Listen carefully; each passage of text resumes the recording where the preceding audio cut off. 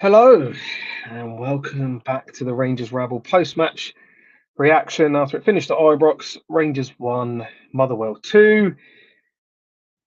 Deflating, disaster. It was not fantastic, was it? It was one of, I mean, in my opinion, the worst performance I've seen, certainly under Clement. But I mean, you'd struggle to pick a Michael Beale performance out worse than that, if I'm completely honest. It was dreadful today. Listen, I know the other side of the city are going to have their moment today and they're going to be gloating, and we're just going to have to deal with that. That's what it is. I know it's hard not to go over the top because I've already been going over the top in chats and stuff like this. But I'm also trying to have a tiniest bit of perspective that when you remember the old days of the title races, it did to and fro. It's not over yet, still in our hands, of course. But Davie, and welcome Davie first, but that was just the only thing I can genuinely say about that is Motherwell fully deserved 3 points, as atrocious as that sounds. Cheers for the welcome, Stu. I totally agree with you. You know, very disappointing, but Motherwell did deserve it. And see, to be honest with you, they could have had more than the 2 goals that they did get. You know, they had some great chances in the game. You know, they struck the bar.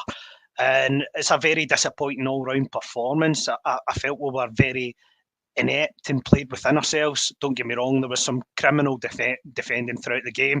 There was obviously some poor refereeing decisions that influenced it, but I expect the Rangers team at home in Motherwell to, dominate the ball and dominate every second ball. And see, for me today, we were second to every second ball.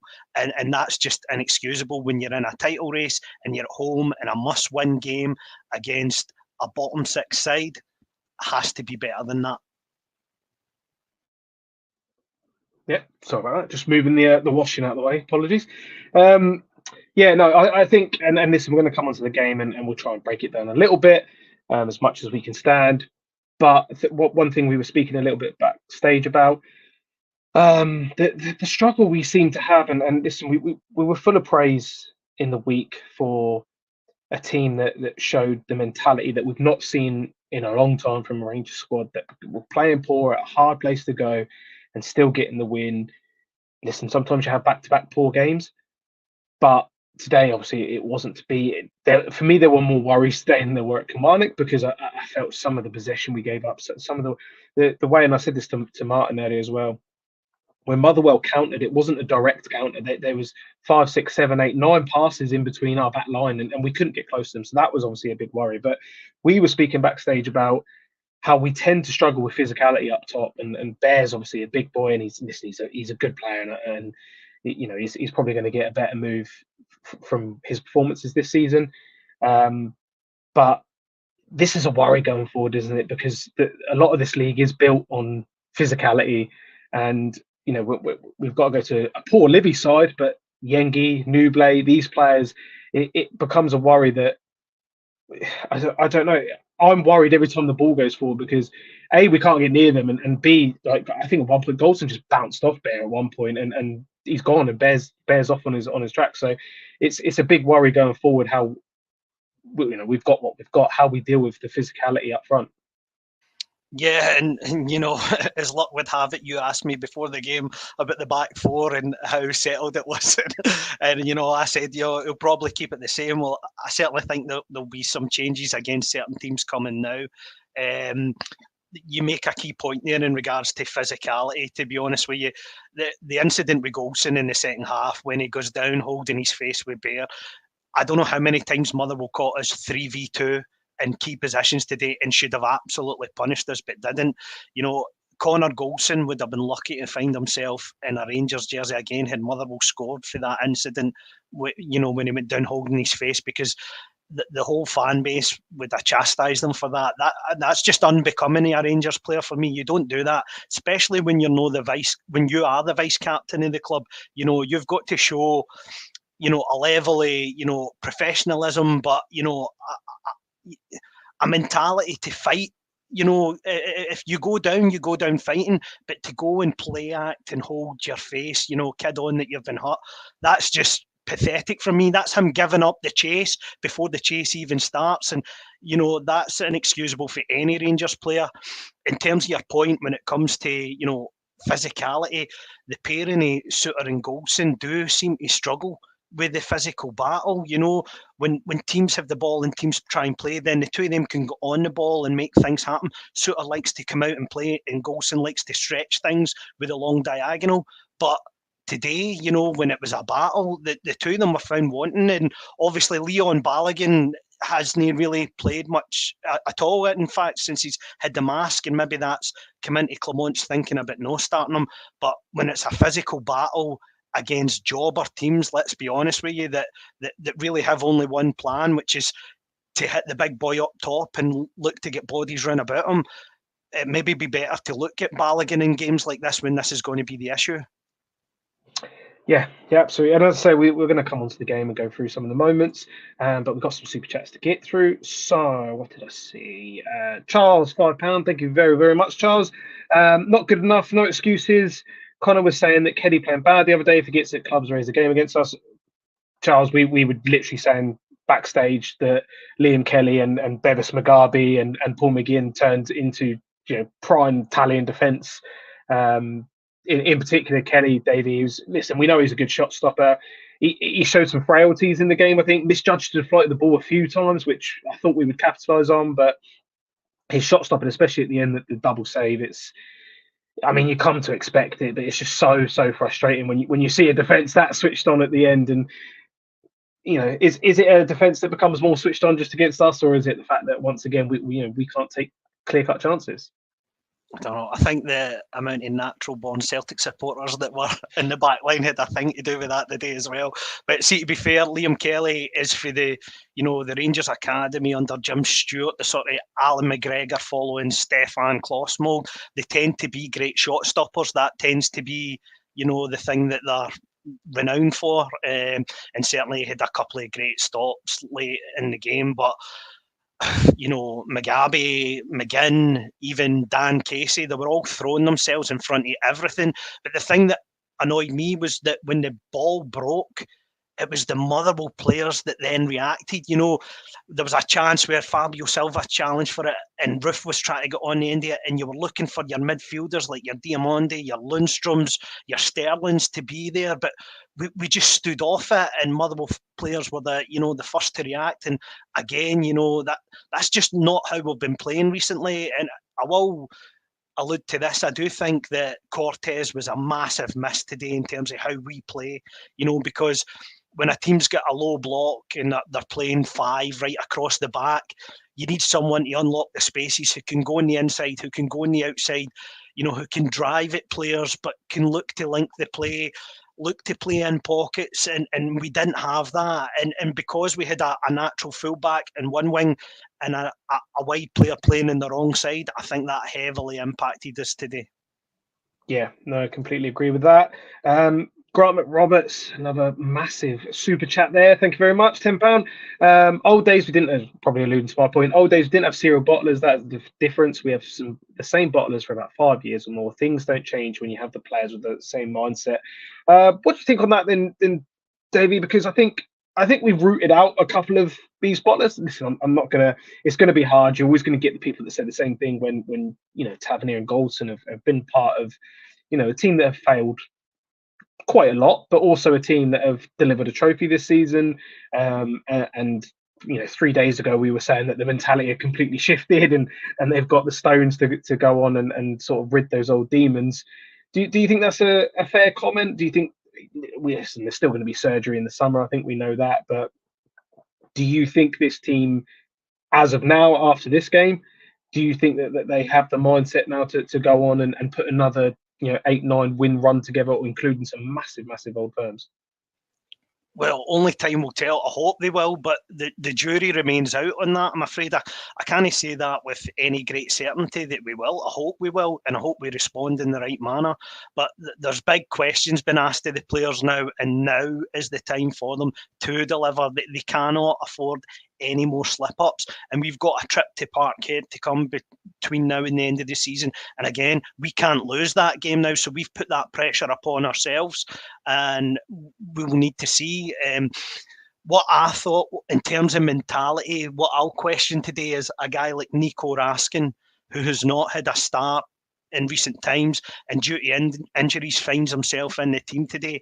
And you're looking for a performance, you're looking for something to say, show me something where you get in the team. And unfortunately, Raskin today, if you were to ask me, he'll find himself lucky to find himself with much game time between now and the end of the season, because for me, he was a total passenger. The game bypassed him, the pace of the game bypassed him, and I think every pass that he tried to make was just, in the wrong area of the pitch, but he also surrendered the possession to Motherwell, and I just felt the balance wasn't right between him and Lundstrom. I don't think Lundstrom knew where to be in the pitch and pick the ball up. The two of them were getting in each other's roads. And for me, just, I'm expecting better. There was a lot said about Raskin before he came, and Michael Beale certainly praised him while he was here for the last 6 months of last season, but he hasn't kicked on at all. And when you really need him, to put in a performance, he was subbed at half-time today.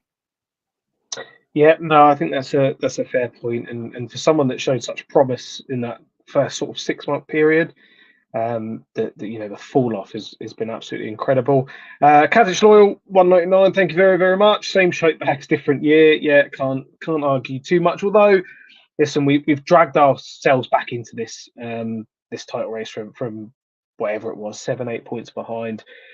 There's frailties in both the Old Firm sides. This not, I see people in the comments, and I can completely understand them saying like that they're going to run us ragged in that. And listen, I fully expect them to go on a little run now. They're going to have the bit between their teeth, but there's still a way to go. It's not over. We trust in Philip Dumont. We trust what he's doing. He won't.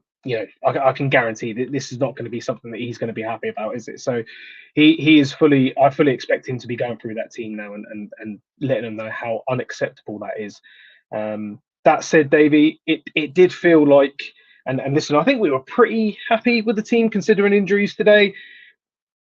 In hindsight, it did feel a bit like it just it didn't work, did it? It was a bit unbalanced. Sterling will give you everything, but I think certainly from the start out wide, probably not going to be the answer. If obviously Cortez looks like he's going to be out for time. It's going to be a while, until we get Seema back. I didn't think Fabio Silva misses a ridiculous chance, which we'll come to, but I thought Fabio Silva gave us a bit more impetus when he come on. I don't know. I think you need just that little bit more creativity for Sterling. And I'm not going to, slate the guy because he's playing a position he's not experienced in, but it felt like he was waiting for other people to come and give him the help as opposed to going for it himself at times. Yeah, and he also missed a sitter in the second half when John Lundstrom slid him through. So, unfortunately, that's just the way it was going today. But I felt there was a distinct lack of penetration, and that's probably because there wasn't natural width on both sides. As I said earlier, when you had a full-back in the right-hand side and then you were playing a wide player in his wrong side, I don't think Ross McCausland is a particularly, penetrating type of winger. He doesn't look to, run at players all the time. I think he plays his best stuff when he comes inside the pitch and he looks to play that key pass that way. But every time he goes to hit the byline, as I said pre-match, he's never found looking up. He just sort of hits and hopes and drills it first time.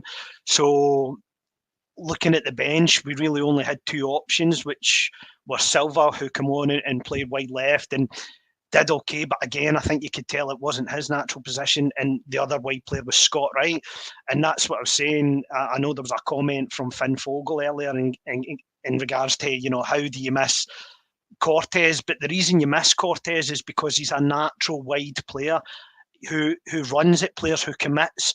It was a huge miss to how we've been playing. He links well with the 10. He comes inside. He covers his fullback when his fullback goes. He does the hard yards going back the way. He's been an integral part to how we've been playing recently, and the balance just wasn't quite right with him missing today. You can get away with, a Sterling on one side but you need to have the balance right. And as you said, it just wasn't there today. And we've got a distinct lack of wide players, natural wide players missing. When you look at Matondo, Sima, now Cortez, you wonder if that's going to be a problem issue and what Clement's going to do to solve that. Because if he doesn't find the answer, I think you're going to see, performances like today, and we need to find another way to win. Yeah. I mean, listen, I'm trying to come to the games. I'm trying to come to the big moments in the game, but there's some great points coming in. The super chats coming in. I'll bring up the super chat first. Charles, again, by the way, thank you so much, Charles. £5. We ain't butlers. The squad needs improving in the summer, but we've got a title challenge just for now. If I can get my words out. And listen, I think this is bang on, Davie, because listen, I'm expecting some comments to come through from the other. I mean, I don't know why I don't go and watch opposition pods, win or lose, so I don't really get it. But sure, that's your thing. And I'm seeing come through like the Clement stuff, and when you bring in a manager and the injuries we've got, and we've taken more points since he's been in than they have, it seems a weird stance to take. But Charles, I think, is bang on here. Regardless of today's shot, and it's a bad one, and this can't happen again. Not just the result, because freak results can happen. That performance cannot happen again, because that was a shambles. But even if they go and win tomorrow, it's going to be a tough game. I expect them to win. Like I said, I think they're going to have the bit between their teeth. But even that would put us a point behind. We've still got 2 old firms. There's going to be some big games coming up. The title challenge is still well and truly on, and that doesn't change after one game. Yeah, it's still there. But as we were saying earlier, there can be no slip-ups now. And now is the real test of the mentality, because we were on a high, riding a crest of a wave recently, and I think that the turnaround on Wednesday was a massive shot in the army, the confidence of the supporters, because we thought, right, that's a hard test away in a plastic pitch. If you were expecting to drop something somewhere, you were expecting it to come there, and for it to come at home to a Motherwell side who, let's not forget, are the top scorers outside Rangers and Celtic for the other clubs in the top league. The warning signs were there, and they were there from the first 2 minutes of play today, and we just didn't heed the warning defensively. I think collectively the back four was really poor, but in particular Goldson and Suter were shocking. I thought Goldson was the worst player in the pitch, and then Tav isn't aware of where Dan Casey is for their second goal. So just all round, it was just really disappointing. And I think this has raised questions for the manager. I think, I certainly think anything, that's a derogatory or disparaging remark towards the manager is just, totally off the mark at the moment. He's the guy that's helped us get where we are. It's up to the players now to take on a bit more responsibility and them to help find the answers to, make sure that we get this title challenge back on track, rather. Yes, absolutely. And I've got a comment starred, because I want to come to it when we get to that point in the game. We are going to go through a little bit of it. Bit of a slow start, to be honest, Davie. Motherwell, I think, I don't know what happened, but they looked to be growing in confidence very, very early in the game, and whether Kettlewell just had them set up right. He obviously targeted certain areas of the pitch, which we mentioned, them getting a lot of sort of free reign of the ball in those areas. But the first goal is sort of this lumped ball down the sort of right-hand side. It just sort of skips over Yilmaz. I don't think Yilmaz can make that. John Suter seems to think he can make that, and it's one of those. It's like that defensive moment of when you go through 2-on-1 for me, and you've got that open goal square tapping. If you're shooting instead of like making someone the open goal, you have to score. And for me in this defensive moment, if you're not standing off there to let your other defense come in, you have to make that ball if you're going to jump in front of the guy. He gets in front of the Motherwell guy, completely misses it, falls over. And listen, other things happen there because he's still got to put it back. It's a good finish from Bear right into the corner, but again, he's all on his own in the box, and it's just it wasn't the start we wanted, but just the way it came about in terms of more poor defending, and it feels like we cause a lot of our own problems. Well, the first 10, 15 minutes of the game, we couldn't handle Jack Vale at all, and he was stretching the game down our left-hand side and Motherwell's right-hand side, and the ball off over the top, the long diagonal, and then the flick on from Bear. It was really causing us trouble when our centre halves were getting stretched coming out to the back, and I think that's what surprised me, because when we looked at the team lineup before the game, I thought Sterling was going to play on the left-hand side and McCausland was going to play on the right. And I thought Sterling would have been there to support Yilmaz, because I thought he would have played Sterling on Stephen O'Donnell just out of physicality reasons. And I think that's why perhaps Motherwell got a lot of joy in the first half, because again, defensively, it's no McCausland's greatest part of his play, and he's kind of light physically as well.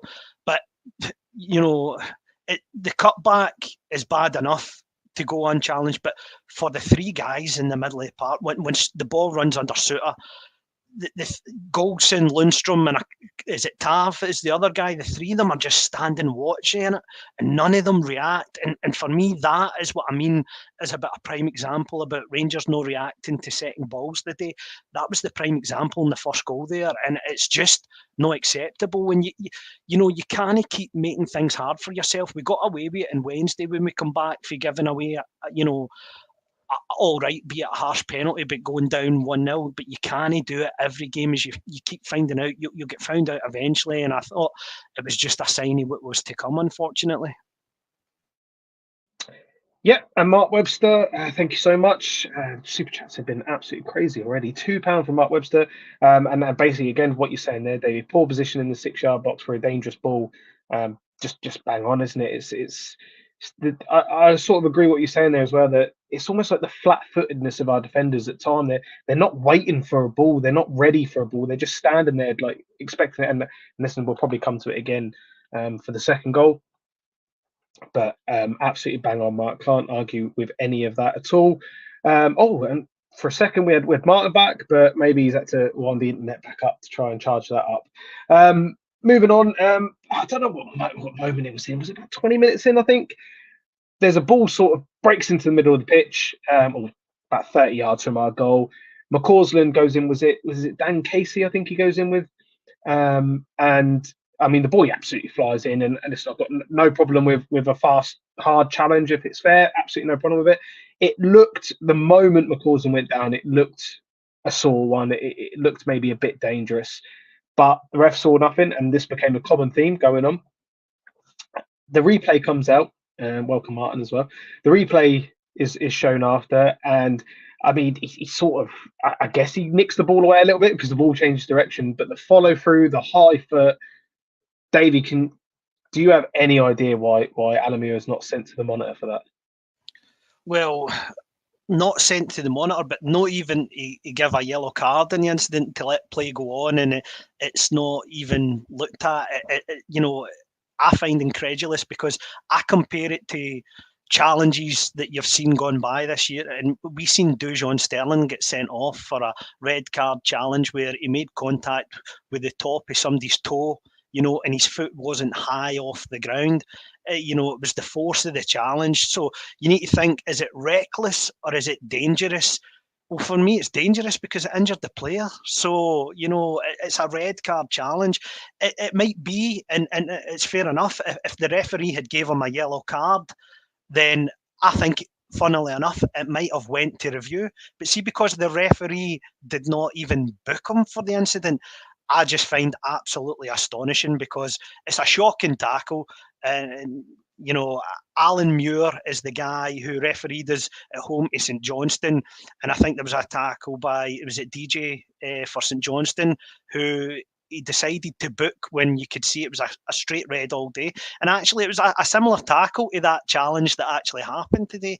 And again, that's just the standard, the officiating in this league. It's poor all round. Yes, we've got Martin. Martin, welcome. What sort of, how have we got your presence? Are you jumping in? Are you hosting? Are you answering questions? No, my internet is still cutting in and out, so I'm just going to basically, Clement has spoke to the media, but it's not available in audio yet. As soon as it is, obviously, we'll get it to you. But I just wanted to bring you from Heart and Hand on Twitter, just what they have put very quickly for you to discuss, and then I will jump back off. Philip Clement said, we didn't start well. We made mistakes at the back and we were punished. Now I am getting to see who the guys are who will stand up after a disappointment. And then he went on to say, Ross was kicked off the pitch. When I see red cards we have had, and I see that today, I don't understand. Thank you very much, Martin. I mean, listen. You want honesty from your manager, Davie. I'm sure as we get the full interview, he'll go into more about the performance today and how it's unacceptable. But I think he's bang on and sort of just going off what you're saying there. It felt like, and we're going to come to it more. And this is starting to feel, and it's not just Rangers games I'm seeing this in, but it feels to me that VAR is becoming such a problem in the sport, and I think it's something that should be utilised. I'm not against VAR. I think it needs to be used right, but it's VAR's getting decisions wrong when it's being called in a lot.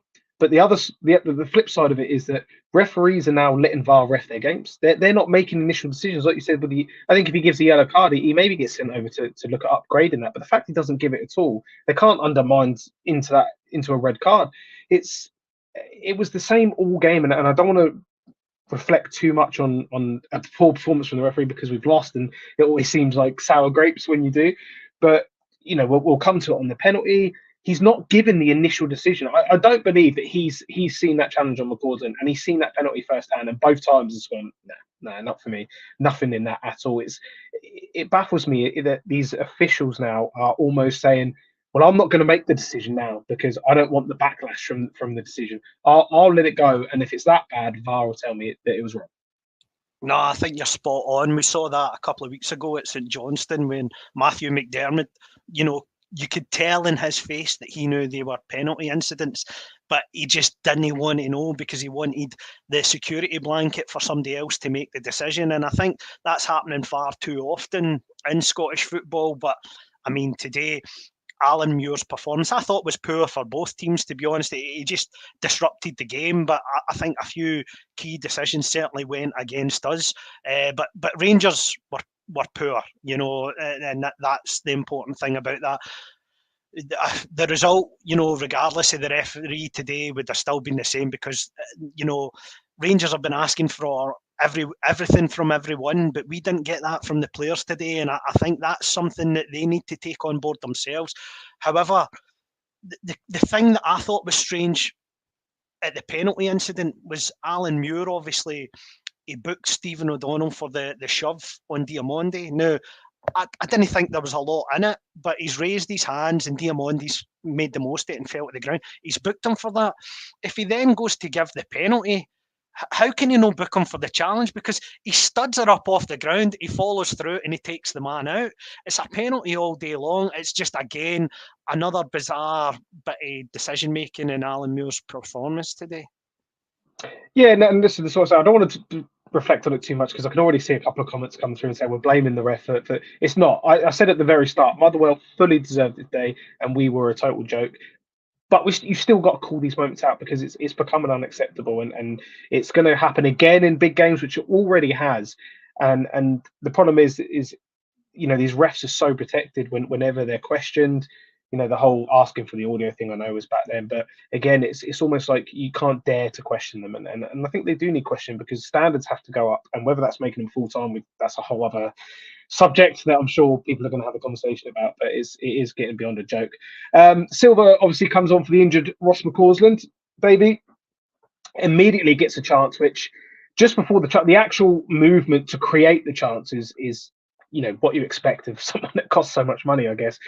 Just peels off his defender, pulls across alongside Dessers, ball lands at him. He's got so much time, and I think if you're side footing it, you're side footing that into a corner. Otherwise, you've got to absolutely lever that ball in the back of the net.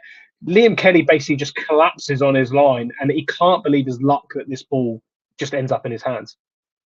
Yeah, I don't know if it was ring rust because he was just in the game, but unfortunately, I'm with you on that one, Stu. He's got to blast that and, put his laces through it. And if he doesn't, as you said, he's got to side foot it in the corner. But I just don't understand his decision-making process. And the thing is, he's got time because Dessers is occupying the centre halves. So he's got time to think about it. And I think it was just a rush of blood to the head, and that's the thing. Players in pressure moments, when you're a goal down, do you think a bit differently? If you're 2 or 3 up, I kind of think it was a similar floated ball to the one that Tav put in for Jermaine Defoe against Livingston a few years ago, that same sort of weighted ball, and it fell to him perfectly. And I just, the chances that we missed today, don't get me wrong, Motherwell missed some great chances themselves. But for me today, that one there, and Sterling's in the second half as well, those are chances where if you're getting it on target, you've got to make the goalkeeper work. It's inexcusable to get them off target, but again, it was a powder puff effort, if we're being honest. Yeah, absolutely. Going to half time, not the greatest, but it's a 45 minutes to come out and rectify the issues. We think we get a goal through Dessers. Unfortunately, he was offside, which I don't think there was any arguments there. Nothing. For once, I don't think Dessers could do anything about that offside. He has to go and challenge, and he's just unfortunate that the ball basically lands his feet. If Sterling, I think, I can't remember who it was in the air. If he could have just headed that straight in, that would have been perfect. We get the penalty, and again, another thing on the whole VAR scenarios is I don't know why this takes so long to even send the ref to they've got the angles. For me, it was enough to send the ref over. Well, if you're taking 4 minutes for to make a decision about it, then surely that you do think that there's a clear and obvious error there. If you're deliberating it for that long, that length of time, just make the ref go and look at it. 60 seconds. If you think it's worth having a look at, 60 seconds, and then make them look at it. Why there was 4 minutes, I do not understand that at all. No, and like you said, in amongst all this is a bit of scramash with O'Donnell and Diamonde. Like you say, Diamonde goes down a bit easily there. The ref books him. Didn't really think that was a booking, if I'm completely honest. Don't think either of them needed to get involved. That said, once he's booked, I'm baffled that O'Donnell was not booked for the penalty incident. And if I'm honest, I think if he's not booked in that little incident, he gets booked for the penalty incident. And I think that's as simple as that, which again, just beggars belief, some of the refereeing, but they're not going to reflect on that too much. And it's probably the fourth time I've said that. But James Tavernier steps up. Genuinely, I thought we missed this penalty. It reminded me. I was at the Dortmund one. It was one in Europe when we went to the final, and it goes so far into the net. It almost looks like he skies it. But it's a fantastic penalty. And I mean, from this, you got to think that we're going on and sealing the 3 points. Absolutely.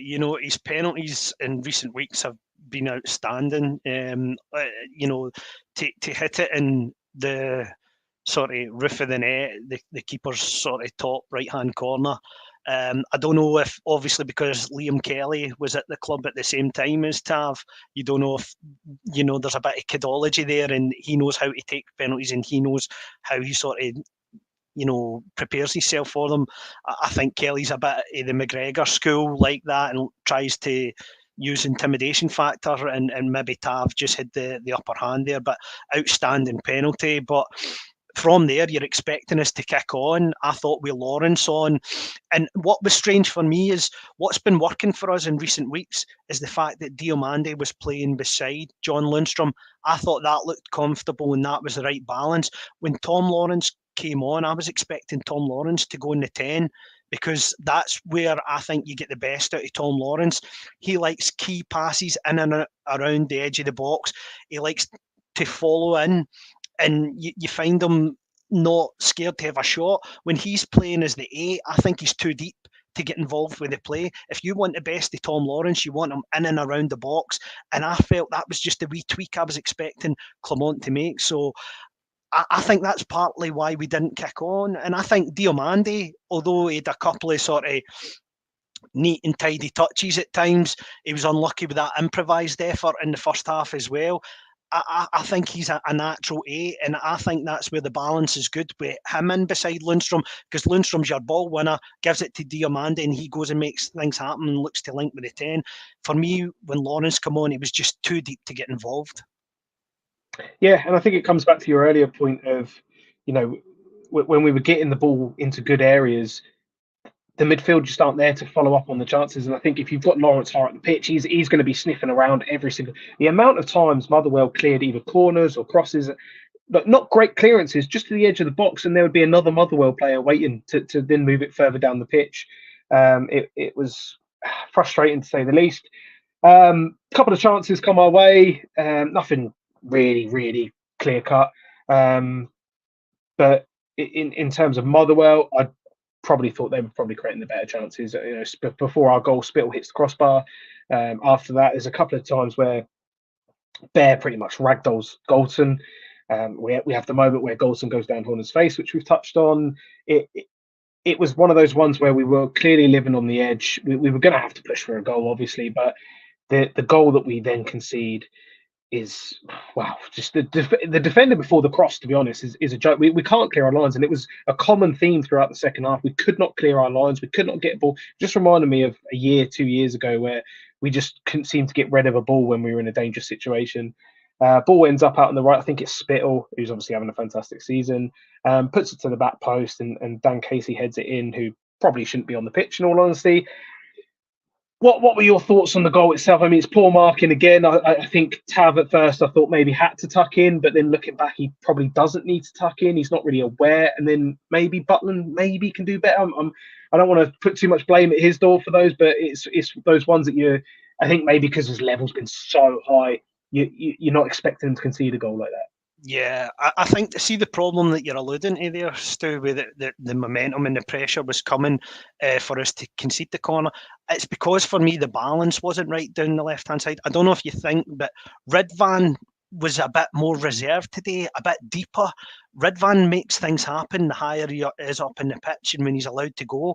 And I think because McCausland was playing there in the first half and then Silva come on, I don't think Silva does the hard yards going back, and McCausland's not the best at it. So I think Ridvan was even playing within himself, and because of that, it was 2v1 too often at times, especially in the first half, in the first 20, 25 minutes, and then in the second half, once we get the equaliser, we seemed to drop off 5-10 yards deeper, where we had Motherwell pinned. Just in the lead up to us getting the penalty, we then dropped off the minute the goal came, whereas we should have kept that pressure on. And then they had 2 or 3 great chances in that a sort of 10-15 minute passage of play. And then when the ball comes in, as you say, the defending's poor, but we're ball watching because let's face it, Tav looks over his left shoulder when it's too late, and Dan Casey's there to put the ball back in. And I think, Tav has defended well recently, and don't get me wrong, the 2 centre halves in Lundstrom, for me, are at fault for the first goal as well. But again, that is just the one thing that cross balls we seem to struggle with. If you look at the amount of goals that we've lost this year, it's balls over the top or cross balls. There hasn't been too many world-class goals against us this season. It's just basics, and you expect better from us, especially with the sort of clean sheet record we've had since the turn of January, and I just feel that there was a distinct lack of organisation and people looking to take responsibility today in the Rangers team. Yeah, absolutely. We push on. We knew there was going to be a big chunk added on because of the VAR call that took 4 minutes. We get 8 minutes, and you're thinking, if we can get one early, we can see where we're going. Then it's getting more and more, and then you're thinking, can we just get one? Can we just rescue a draw? We have plenty of chances. Liam Kelly pulls off a couple of good saves. I know people are saying they're right at them, but he was sort of out of position, I think, when he makes those saves. So whether he should be out of position is another question, but I think he makes a couple of good saves there.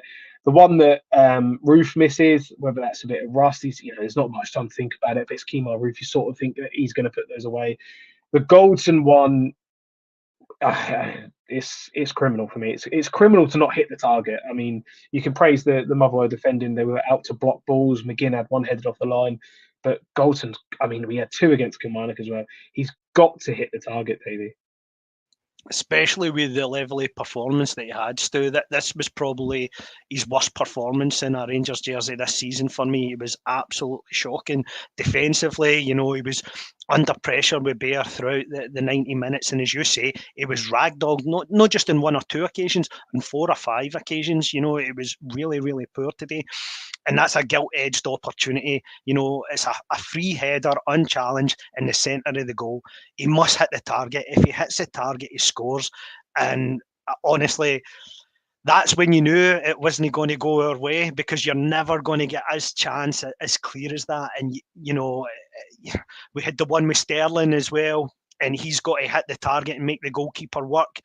And it's just the way it was going for us. We were really poor today. And I think Goldson kind of, I fully expect him to play against Benfica midweek, but Goldson could have no qualms if he was dropped on the back of that today, because that sort of level of performance for a team that is going to try and challenge to win the league title is unacceptable for a player. You know, if that had been Tav, if that had been anybody else in the team, they would have been, you know, berated by everyone.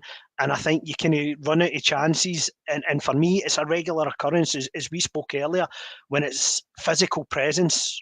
We're just right up against it with the combination of Goldson and Suter.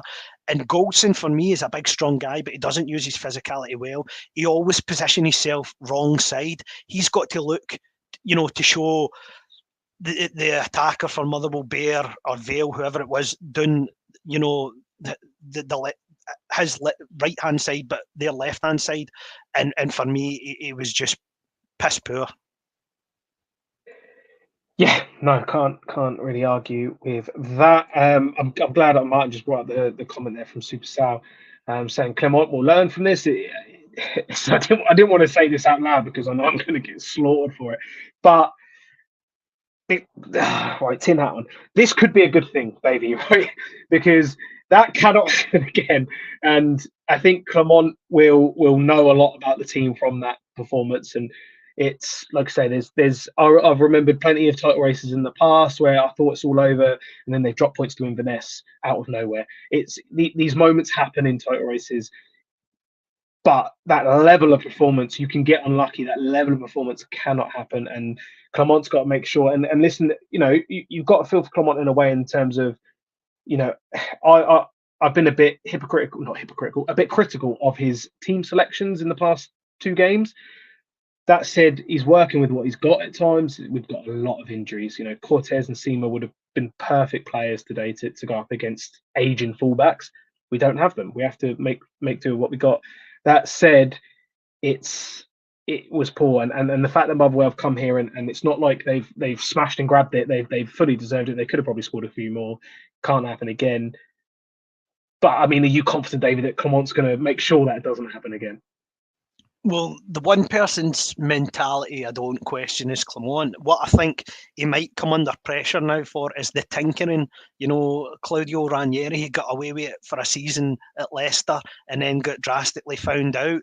So I think he's got to find a formula. He's not helped with the injury crisis that we've got, especially in wide position, so it is kind of like square pegs and round holes. And I think the wide players are key to, you know, how we play. If we've got a natural winger, you know, you see we're much more quicker in tempo. We look to penetrate quicker. You know, the 10's heavily involved when, you know, we play with natural width. And when we don't have that natural width, you can see that we're more regressed, we're more static, we're more pedestrian in our passing.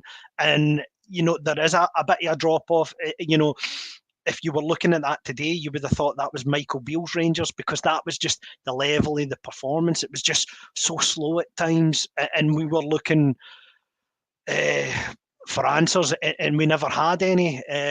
Hopefully, you know, our injuries are going to come back and we can find sort of a solution. But failing that, you might find them changing the formation ever so slightly to adapt, because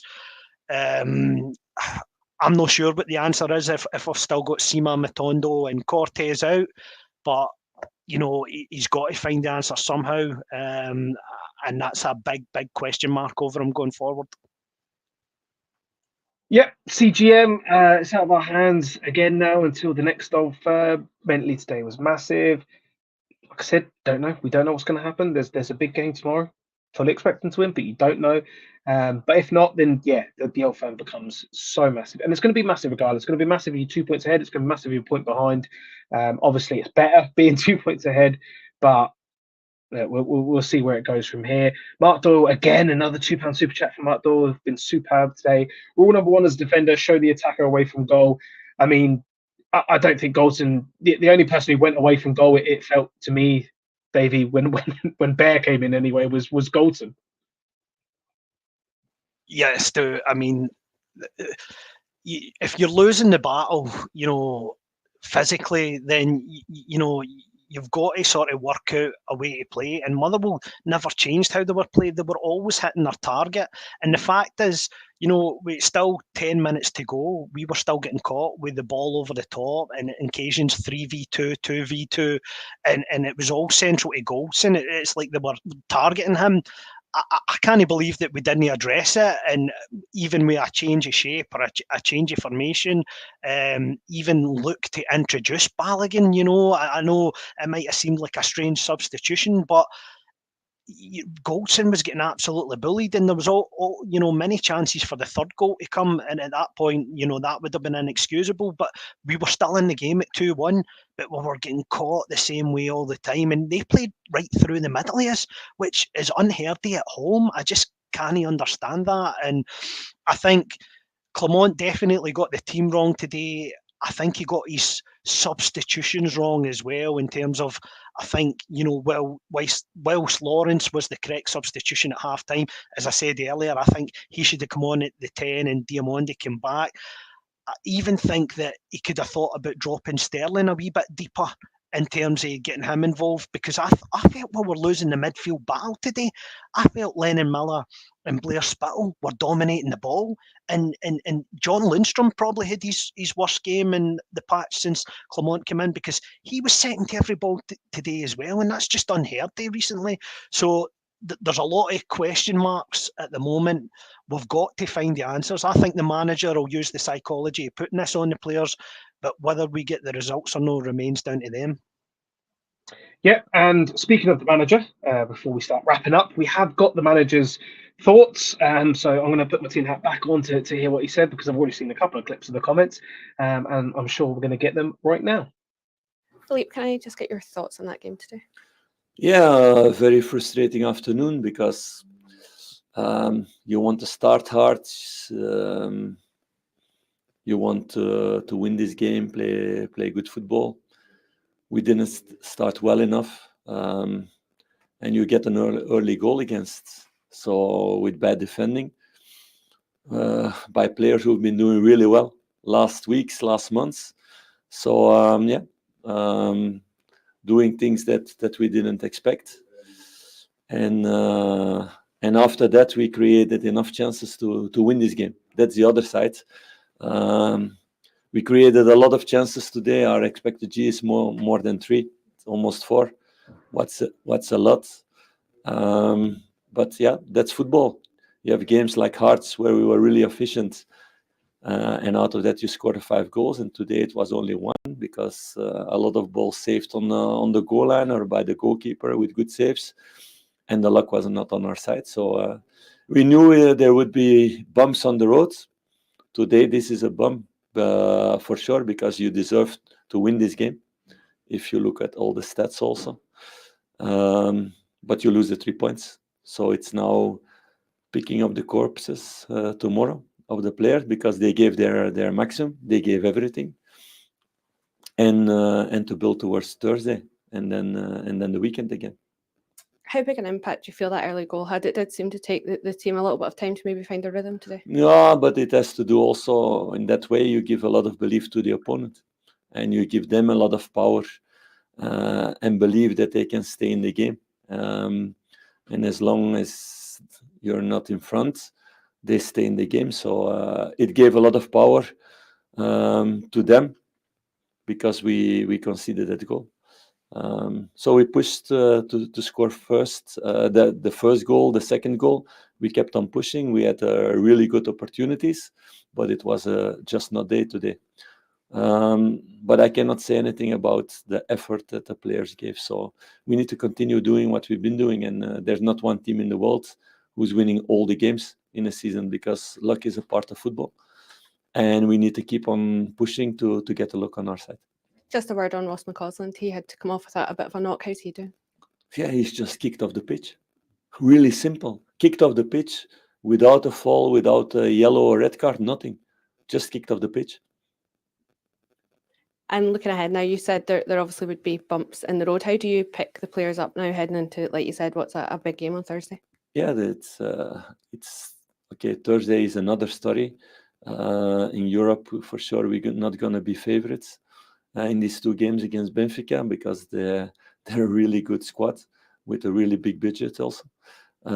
So that's another competition. But if we speak about bumps in the road in this marathon of a season, yes, we're going to continue doing what we've been doing last couple of months, and now fighting again to make a series of games with a lot of wins. Wow, there you go. I mean, there's so much to unpack there. So I'm going to very briefly touch on it, and then we're going to leave it for the guys on the Monday phone-in, because I'm sure that's going to be very, very busy. But Davie, what did you make of his comments? I think a few points are well made. A few bit of a problem with, but it's always hard, I think, when you called in straight after the game. The players giving their all. I mean, if they're giving their all, they looked out on their feet. If I'm completely honest, which would be a worry for me. What were your thoughts? Yeah, and I know he alluded to XG there, but Motherwell had some great chances as well, and I don't buy into the sort of XG ethos. I like my eyes just to comment on what I'm watching, and what I saw today was an inept performance from Rangers. It wasn't good enough. I agree with you, Stu. I thought Motherwell were the better side. I thought they cut us open too often. They cut us open probably more than any other side has this season. And they bullied our centre halves. They pinned us back. I thought we lost the physical battle everywhere in the pitch today. So whilst I respect the manager, and 9 times out of 10, I think he's got it right. I think there was a couple of things that he got wrong himself today. But I get, he's not going to throw his players under the bus. He's want everybody to buy into everything together and keep that synergy going. But, we can't afford a slip up now, and we've put that pressure on ourselves. So I think you will need to take a wee bit of responsibility for the decisions made today. But I agree with that comment there from Big Dave. That's what worried me in terms of the body language and the look in the players the longer the game went on. Goldson looked defeated. Lundstrom looked defeated. Silva and Dessers looked defeated. I just think, we've maybe just played too many games in quick succession recently. But the thing is, we're only going to play more games, so we need to find that sort of second win quickly. Yes, absolutely. Well, I was a bit loath to do this, but we're going to do it anyway. So here's the captain, James Tavernier's thoughts on today's game. James, can I just get your reaction to that game today? Yeah, obviously overly disappointed with the result.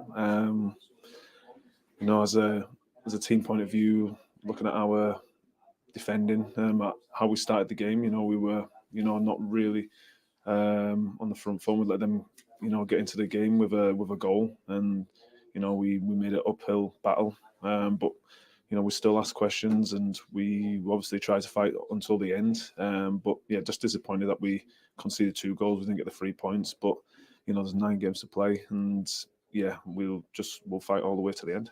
After getting level with that penalty in the second half, how much of it's about that balance of obviously pushing for more goals, but keeping solid at the back too? Yeah, it's obviously the fine details, because we had quite good clear chances, and on another day they'll go in the back of the net, but today they didn't. And it's the fine margins where we've got to be a little bit more clinical to score our goals. But yeah, obviously we'll look back at this and move forward. Yeah, what can the squad learn from today? Yeah, obviously we just got to be front foot for the start of the game. We can't afford to waste any minutes in games if we want to set our mark on a game. So we've got to be on the front from the very start. But yeah, just disappointed. But we'll look back on it. Plenty of games to play. We've been in a good place before this, so we just need to get back to that. Yeah, it is, of course, the first defeat of 2024. The squad have been on a great run. How important is it to really pick up again and not dwell on this for too long? Yeah, we can't dwell on it too long. We've got a really important midweek Europa game, and then back to the league. So yeah, we can't dwell on it one bit. We'll analyse it tomorrow when we're in, and yeah, then we'll move on and pick out the skeletons that we need to, and improve on them. Not the worst I've ever heard from Tavernier, if I'm completely honest. I was dreading that, listening to that, if I'm completely honest. But I just think he says what everyone's thinking a lot of it. We created chances on another day, they go in. maybe not, because I think we create a lot of chances, and on most days they don't go in for some reason. You know, we have the odd one against Hearts, but we do miss so many chances, David. And listen, I'm sort of starting to wrap up now, so I'm not going to break down everything Tav said, but just on that, one thing is for sure in this title race, we cannot keep missing clear-cut chances. No, and we're playing today without a cutting edge, if you will, and we still created, chances to take something from the match. And the fact is, we're kind of changing the balance. One time it's Dessers, the next time it's Silva, Rufus coming back in. We need to find the right formula in terms of who the central figure is, who's going to be the 10, and who's going to be the two wide players until everybody's fit. Because at the moment, Cantwell's a big miss, Seema's a big miss, Cortez is a big miss, and you would even say Matondo is a big miss, because even if Matondo's not starting games, you like to have him on the bench for that bit of impact, because when teams tire, he's the perfect player to bring on and stretch a game. Might not always come off for him, but I think when teams tire, he's a great impact sub to have. Certainly better than Scott Wright. But if Scott Wright's going to be the answer over the next couple of weeks, then I will be worried. Absolutely. We're going to leave it there. It's listen, it's been quite cathartic, I think, to pick it through a little bit. I'm sure it's going to hit me like later on tonight, when it's really going to hit me later, but not good enough today was the general consensus. It was a poor performance, and if we've got any chance of this title, it's going to have to improve massively. They've got a big chance to pick themselves up. Benfica, this is going to be a one or the other, isn't it? It's either going to knock us further down, or it could be the perfect fall for us to bounce back on. Thank you very much for joining me, Davie. We have got the Monday night phone-in, so please come back for all that, because there's going to be plenty to pick through there, and we can take all your calls and listen to all your lovely voices. I believe we've also got the Sunday Scottish football show tomorrow night. I'll double check with Robert, but I'm pretty sure that is happening. So it's they'll pick through some of the other games, but they will, of course, we'll touch on the Rangers game, and we can at least air some more grievances there. But thank you very much for joining us. Thank you for all the super chats, and thank you for everyone that joined in. Thank you for Martin for handling all the interviews in the background. Hopefully his internet gets sorted soon. Rangers 1, Motherwell 2 today. We need to find some inspiration from somewhere, whether that's a 16-year-old girl that travels around the world on a boat. I don't know, but we will need it soon. Thank you very much.